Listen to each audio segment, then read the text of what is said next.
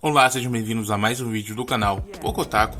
Eu sou o Alisson. Se você é novo por aqui, não esqueça de se inscrever e também ativar o sininho para receber todas as notificações do canal. Deixa o like no começo do vídeo para estar nos ajudando. E nós vamos estar falando sobre o episódio 4 de Solo Leveling. Tá cheio de ação, cheio de porradaria das boas. Então, sem enrolação, bora nessa.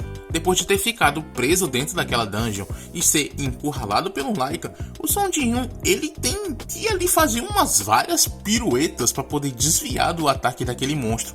E por não querer morrer ali, ele começa a dar porrada naquele lobinho. Ele vai no soco mesmo, já que ele não tinha nenhuma arma. Mas exatamente por não ter nenhuma arma, ele não vai conseguir derrotar aquele lobo. De mão vazia não dá certo, então ele começa a fugir. Até que ele se lembra de algo. Ele abre o seu inventário e tira de lá a espada que ele estava usando lá na sala das estátuas. E com essa espada ele consegue derrotar aquele lobo. Mas assim que ele derrota aquele lobo, outros dois aparecem. E o Jin-Yoon, ele lembra que aquela espada foi muito cara, então ele vai ter que fazer muito bem proveito dela. E na sua luta contra esses outros dois lobos, ele consegue derrotar um deles e o outro acaba fugindo. Sai com o rabinho entre as pernas. E agora que o Jin-Yoon não está mais sendo atacado por ninguém, que ele tem um tempinho, que ele percebe que subiu de nível. E por isso que as suas feridas acabaram se curando. E todas as suas habilidades ganharam um ponto a mais quando ele sobe de nível. Percebe isso.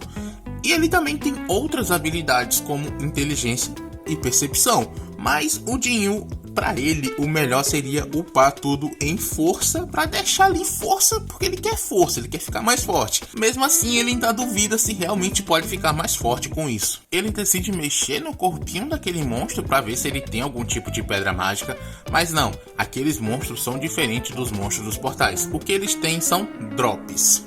E convenientemente, tem uma lojinha ali com ele, onde ele pode vender o drop desses monstros e ganha golds.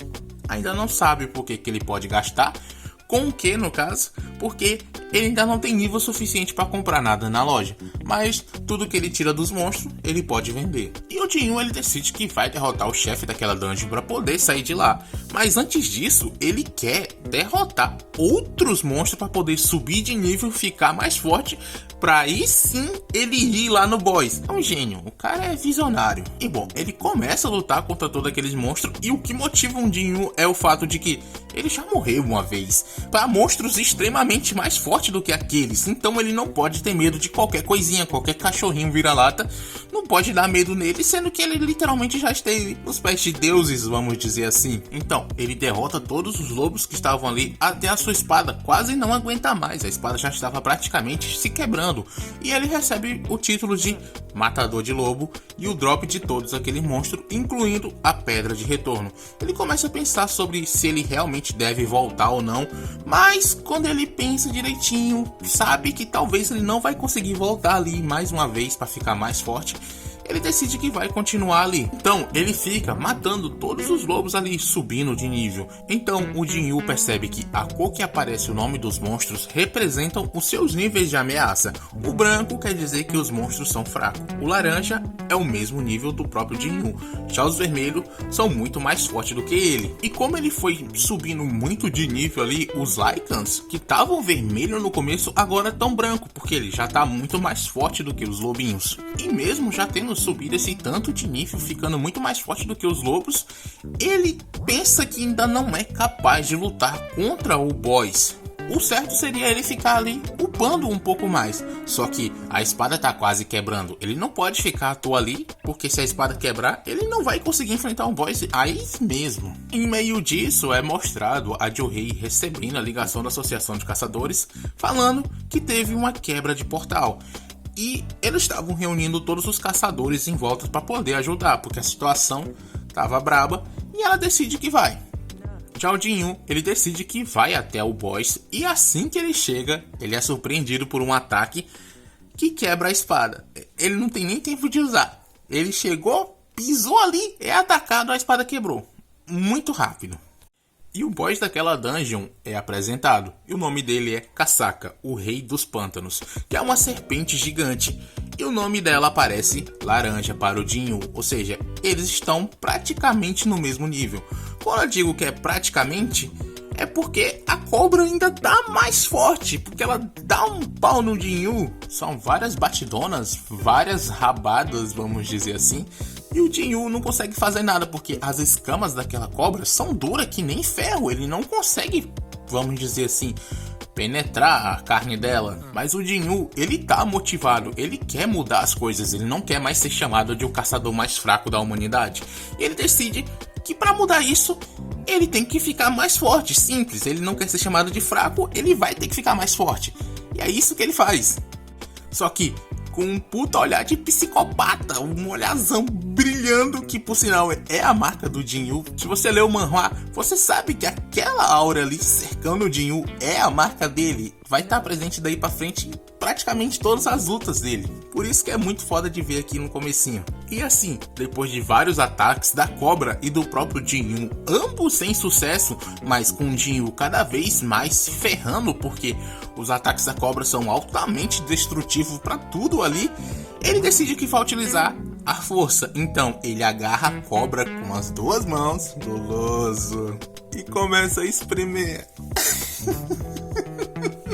E assim, espremendo a cobra, literalmente, ele consegue derrotar o Rei do Pântano e sobe vários níveis por causa disso. E também ele ganha um drop, que é a adaga feita da presa do Kasaka, que tem o poder de paralisar o alvo que é cortado e também drena o HP desse alvo, ou seja, tem uma passiva excelente, que por sinal será muito bem utilizada mais pra frente. Assim eu espero. E ele também recebe um saco contendo o próprio veneno do Kasaka, que ele vai utilizar mais pra frente.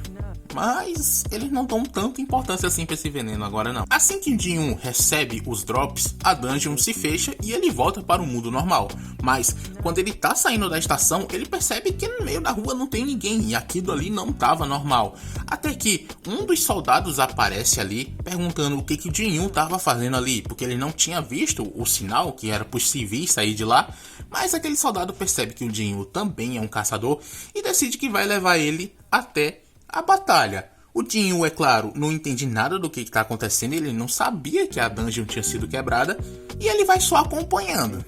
Enquanto ele tá indo, caminhando ali, ele vai vendo que a dungeon quebrou, ele finalmente percebe e que o grupo que foi montado conseguiu sim lidar com os monstros mais fracos, mas estava tendo muita dificuldade contra o boss daquela dungeon. Quando ele chega lá, ele vai avaliando todos os caçadores e ele vê a Johei ali no meio de todo mundo, ele reconhece ela. E a Johei, ela é um caso totalmente especial, porque de todos os que foram abalados pela dungeon das estátuas, ela é que tá mais afetada, porque ela quer ajudar ali, não é à toa que ela decidiu ir tentar ajudar. Mas ela não consegue, ela vai utilizar sua cura e acaba se lembrando daqueles monstros. Então ela não pode fazer nada, porque ela tá muito afetada psicologicamente, o que é o pior de todos, né? Nem fisicamente, e sim na própria cabeça dela. E o Jinyu, ele percebe isso, e ele também não culpa ela, afinal, ele tá do mesmo jeito. Então meio que ele entende como ela tá, e para tentar ajudar, o Jinyu, ele se prepara para arremessar aquele pedaço de espada que ele estava segurando na sua mão.